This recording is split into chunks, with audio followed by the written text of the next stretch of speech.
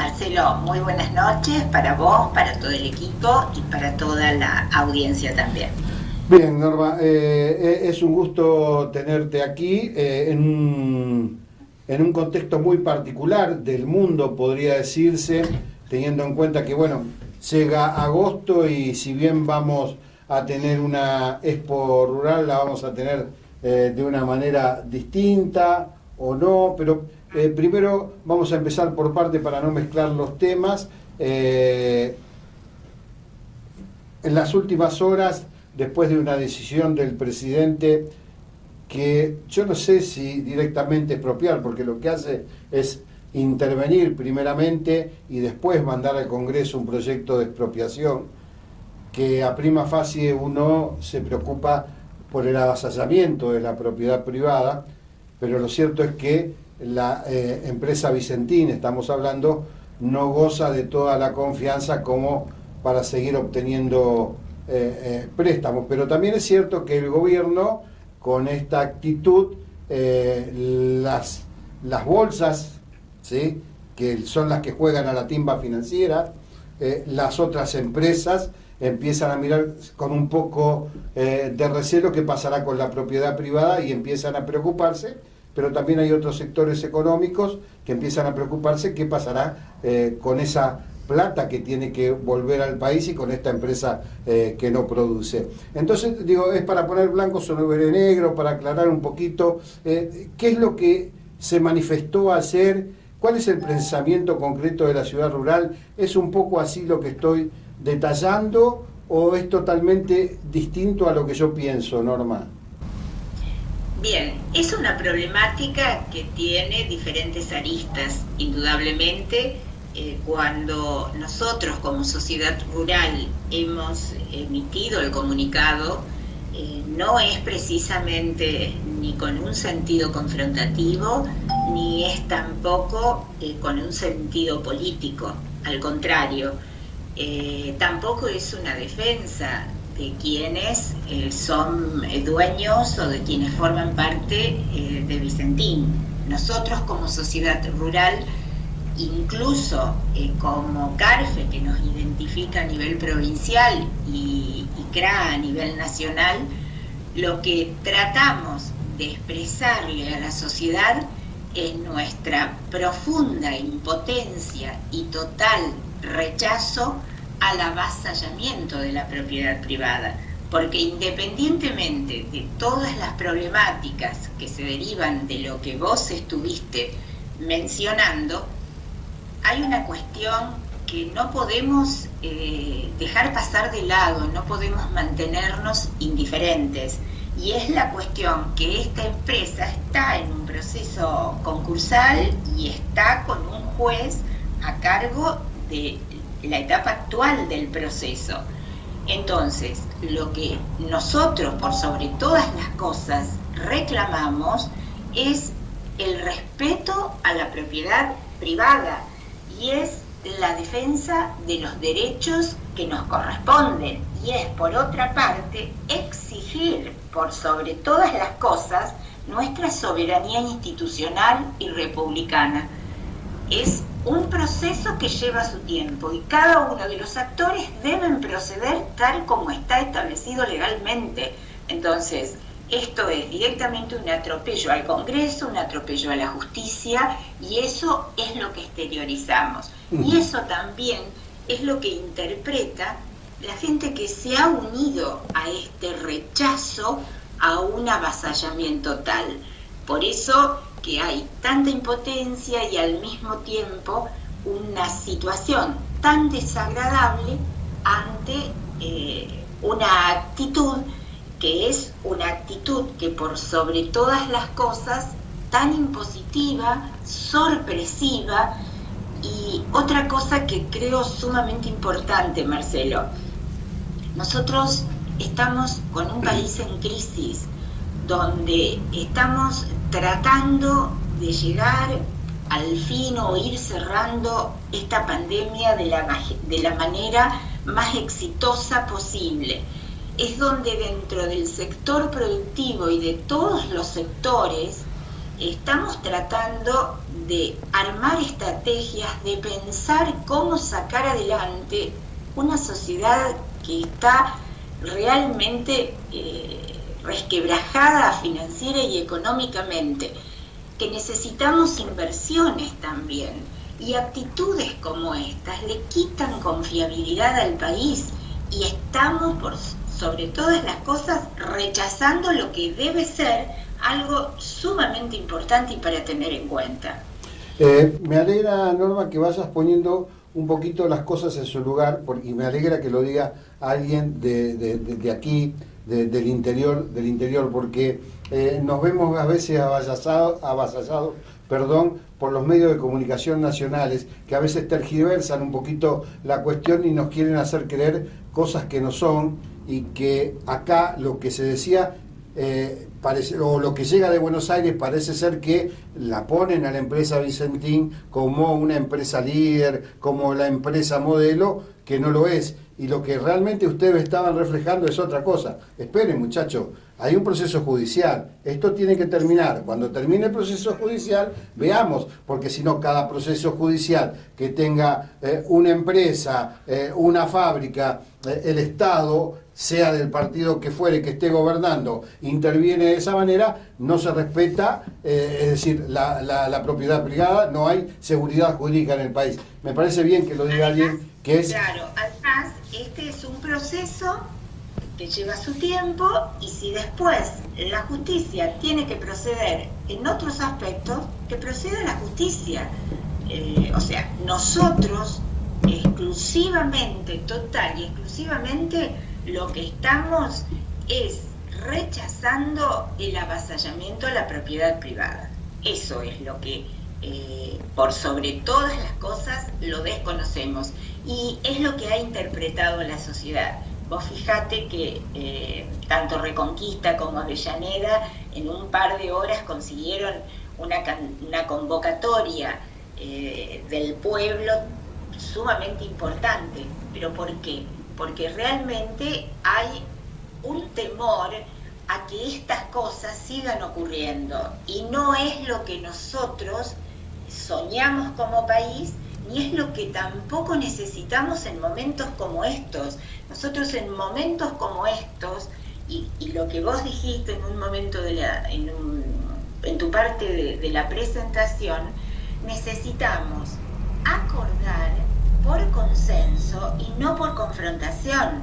Nosotros hemos confrontado y tenemos cuestiones de confrontación muy duras y difíciles, y no es el camino.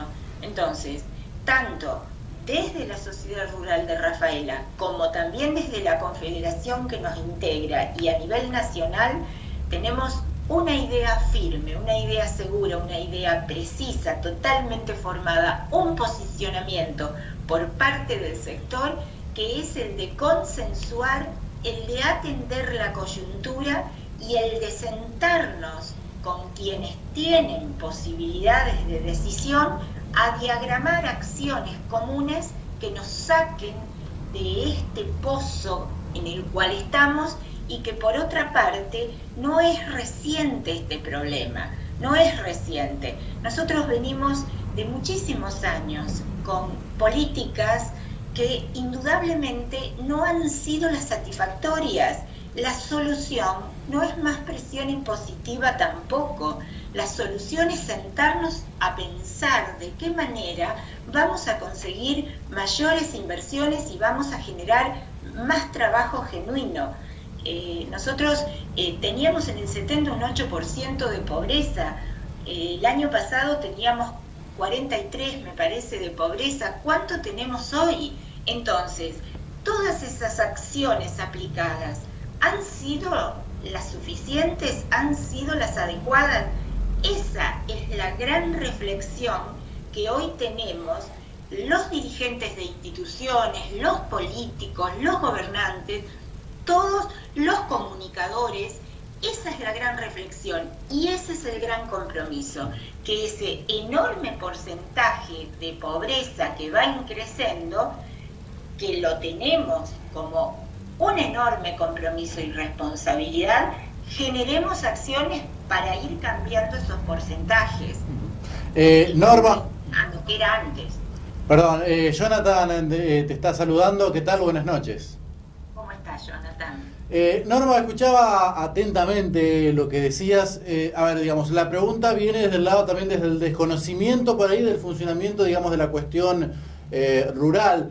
¿Cuáles serían, según vos, si te tocaría, por ejemplo, estar en la mesa de toma de decisiones, digamos, cuáles serían las acciones que hay que tomar hoy en día, mañana, para cambiar ese panorama que estabas diciendo vos, digamos, esa coyuntura de lo que venías hablando? Mirá, sí, te entiendo perfectamente. Yo haría equipos interdisciplinarios. Yo en la solución voy a ser humilde y voy a ser honesta. Yo no sé qué podríamos acordar en un equipo interdisciplinario donde debería haber representantes de todos los actores que conforman el sector productivo social. Pero yo lo que conozco son los problemas que tenemos dentro del sector y que son problemas sumamente serios. Nosotros, primero y ante todo, hay una diferenciación cambiaria donde compras insumos a un valor dólar y donde vendés la producción a un valor dólar que a veces es casi un 50% de lo que estás pagando como insumos. Claro. Entonces, ahí ya hay una regla que es totalmente diferencial y eso no es una solución y eso no te lleva a generar inversiones, te lleva a trabajar con el mínimo. Tenemos que tener también atención a toda la parte ambiental, a lo que implica el cuidado del suelo. Tenemos necesidades de reforestación en los campos también, tenemos una infraestructura que es deficiente, no hay conexión en la parte rural. Y hay una cuestión que también tenemos que dejar de considerarla como una mala palabra, que es la rentabilidad que necesita el productor para volver a generar las inversiones y volver a generar trabajo genuino. Ahora, todos estos problemas serios y contundentes de cada uno de los sectores deben ser analizados de manera tal que podamos tener convergencias en acciones que permitan a cada uno crecer, porque si la solución ante cada falta de dinero en la caja del Estado vamos a buscar nuevos impuestos, estamos coartando las inversiones y la generación de trabajo.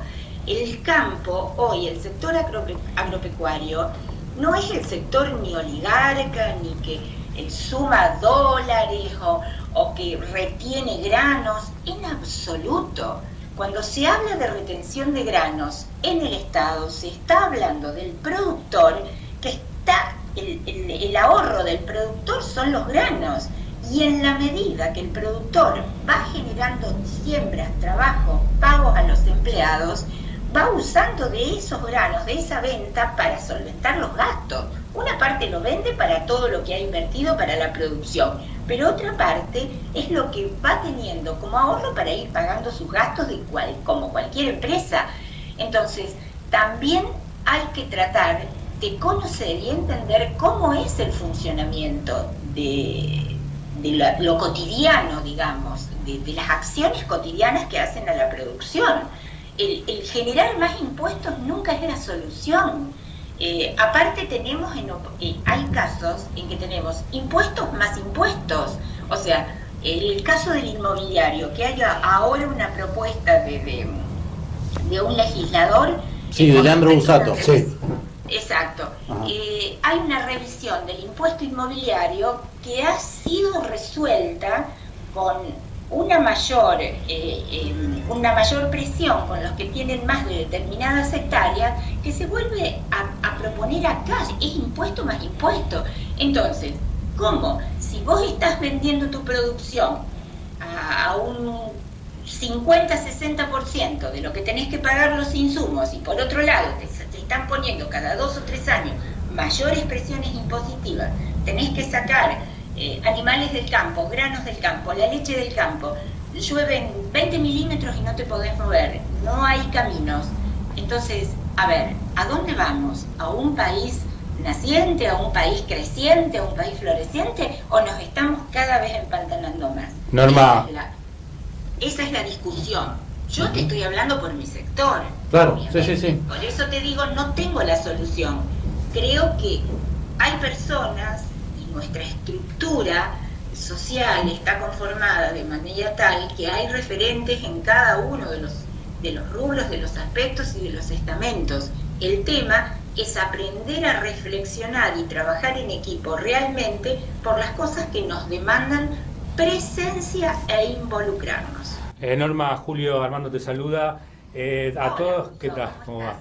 A todos estos problemas que vos mencionaste, voy a agregar uno, que a lo mejor lo pasaste por alto, pero que está también el tema de la inseguridad, ¿no? Que están viviendo. No sé si es esto algo más local, no sé si esto es algo más local o es algo más, o si pasa en otro lado también, pero vienen sufriendo, pero ya desde hace tiempo y no hay ninguna tipo de solución. Digo, desde hace varios años que vienen teniendo reuniones con el Ministerio de Seguridad, para que la gente entienda también que mucha gente no está en el campo, digamos, la matanza de esos animales son animales costosísimos, que cuesta mucho mantenerlos. Por ejemplo, en nuestra zona también todos los últimos casos de vejiato que se han dado también tienen una gran carga genética, entonces hace que las consecuencias sean peores. No, realmente, Julio, lo de la inseguridad...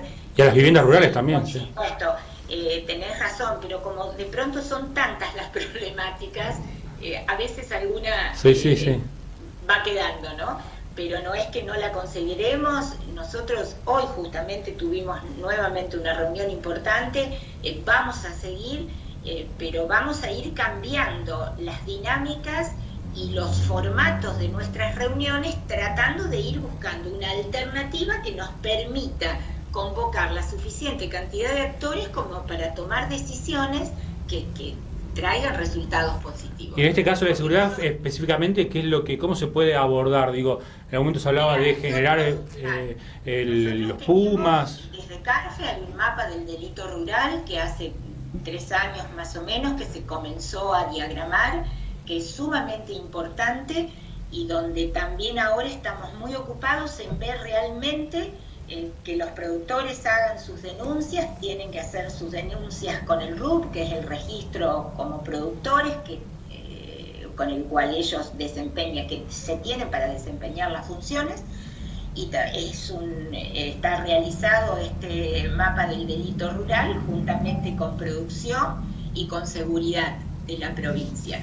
Así que nuevamente nos hemos puesto a trabajar en esto y esperamos poder lograr resultados positivos. Norma. Estamos muy comprometidos con este tema y es un tema porque, a ver, también está la otra cuestión. Cuando vos necesitas rever procedimientos, que es en otra dimensión lo que comentaba antes con respecto a las políticas que nos han llevado a un deterioro creciente como país, en todo lo que hace a la economía, muchísimas cuestiones. Acá también, con respecto al delito rural, hay muchísimo trabajo, pero muchísimo trabajo realizado. Y hay muy buen diálogo con todas las autoridades y con todos los actores. Nosotros tanto muy buen diálogo con el Ministerio de la Producción, con Seguridad, con las autoridades municipales, hay muy buen diálogo, pero entonces lo que hay que rever son procedimientos que nos lleven a resultados. Realmente que hay que cambiar metodologías, es así. Norma, y eso es lo que estamos tratando de rever.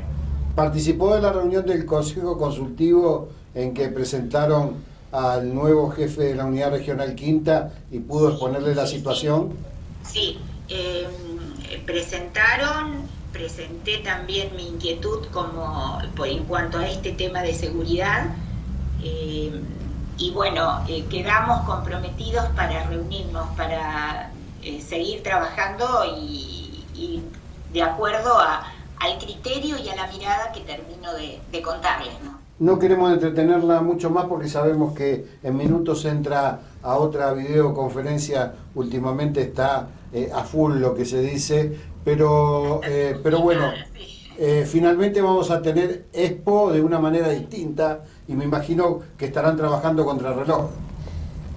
Sí, indudablemente con muchos condicionantes, porque también dependemos de factores, por si algo nos faltaba en la rutina, el tema de lo que estamos transitando con respecto a la pandemia.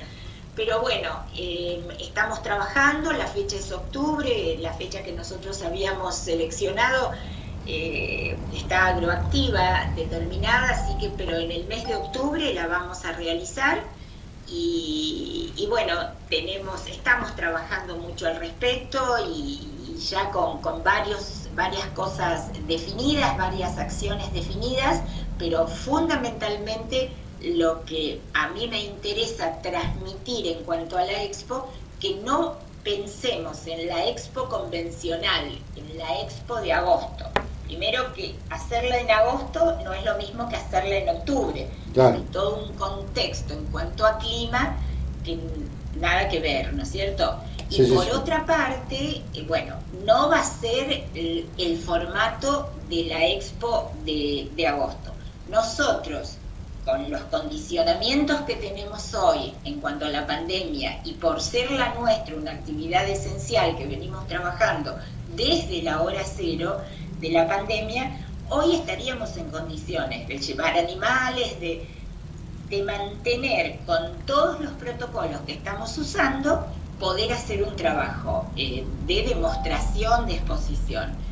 Y obviamente pensando que ya vamos a ver finalizado el invierno y demás, pensamos que vamos a tener mucha más flexibilidad y podemos hacer más cosas. Así que trabajamos con lo que podríamos hacer hoy y en la medida que vamos teniendo más tranquilidad con respecto al COVID, vamos anexando las demás cosas. Última en serio, despojate de la mujer política, despojate de esto de ser la presidente de la sociedad rural, ponete ahora como una mujer de familia, que lo sos, pero ponete como la educadora que sos, como la profesora que sos, y mirá a la ciudad desde otro lugar, al país desde otro lugar.